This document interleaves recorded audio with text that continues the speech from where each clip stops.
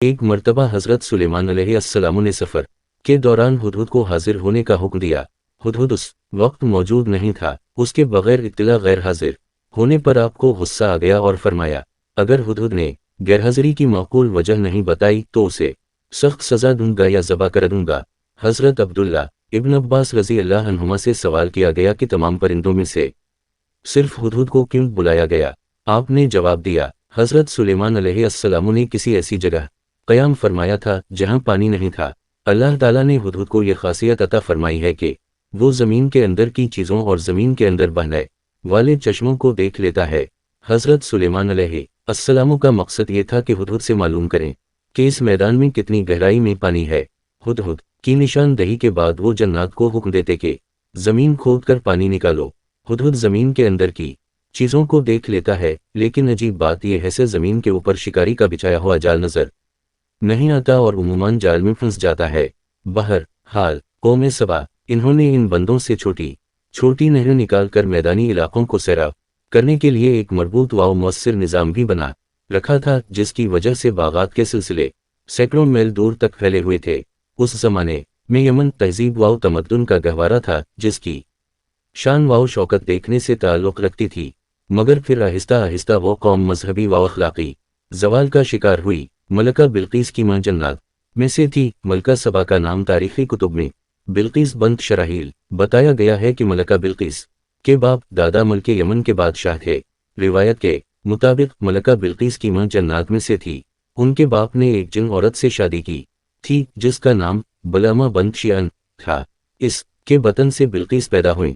اللہ تعالیٰ نے ملکہ بلقیس کو وسیع مملکت، شان و شوکت، مال و دولت، ہیرے جوہرات کے علاوہ خوب حسن و جمال بھی عطا فرمایا تھا۔ ان کی قوم سورج کی پرستش کرتی تھی۔ بعض نے لکھا کہ مجوسی تھے جو آگ سمیت ہر روشنی کی پرستش کرتے ہیں۔ ہدہد قوم سبا کی خبر لے کر حاضر ہوا۔ ابھی کچھ دیر ہی گزری تھی کہ ہدہد حاضر ہو گیا اور کہنے لگا میں آپ کے لیے ایک ایسی خبر لایا ہوں جس کا آپ کو علم نہیں۔ میں آپ کے پاس ملک یمن سے ایک سچی خبر لایا ہوں۔ میں نے دیکھا کہ ایک عورت وہاں کے لوگوں پر بادشاہت کر رہی ہے اور اسے وہاں ہر قسم کی چیز میسر ہے۔ اس کا تخت بھی بڑی عظمت والا ہے۔ میں نے اسے اور اس کی قوم کو اللہ تعالیٰ کو چھوڑ کر سورج کو سجدہ کرتے ہوئے پایا، اور شیطان نے ان کے اعمال انہیں آراستہ کر کے دکھائے ہیں اور انہیں صحیح راستے سے روک رکھا ہے، پس وہ ہدایت پر نہیں آتے کہ اس اللہ کو سجدہ کریں جو آسمانوں اور زمینوں کی پوشیدہ چیزوں کو باہر نکالتا ہے، اور جو کچھ تم چھپاتے ہو اور ظاہر کرتے ہو وہ سب کچھ جانتا ہے کہ وہی عظمت والا عرش کا مالک ہے۔ حضرت سین لام یہ میم الف نون نے کہا کہ اب ہم دیکھیں گے کہ تو نے سچ کہا ہے یا جھوٹ، تو ایسا کر کے میرا خط لے جا کر اسے دے اور پھر ان کے پاس سے ہٹ جا اور دیکھ کہ وہ کیا جواب دیتے ہیں۔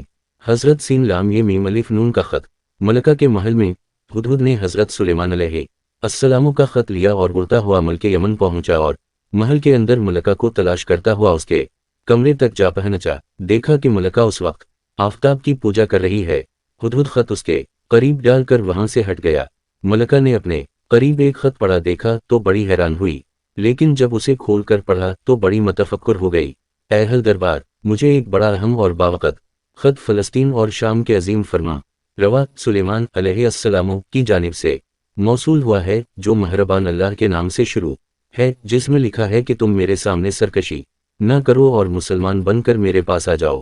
اے میرے سردار، تم اس معاملے میں مجھے مشورہ دو۔ میں کسی امر کا قطعی فیصلہ تمہارے مشورے اور رائے کے بغیر نہیں کرتی۔ اس پر وہ بولے ہم بڑے زوراور اور سخت جنگ جو ہیں، آگے آپ کو اختیار ہے، آپ خود ہی سوچ لیجئے کہ ہمیں آپ کیا حکم فرماتی ہیں۔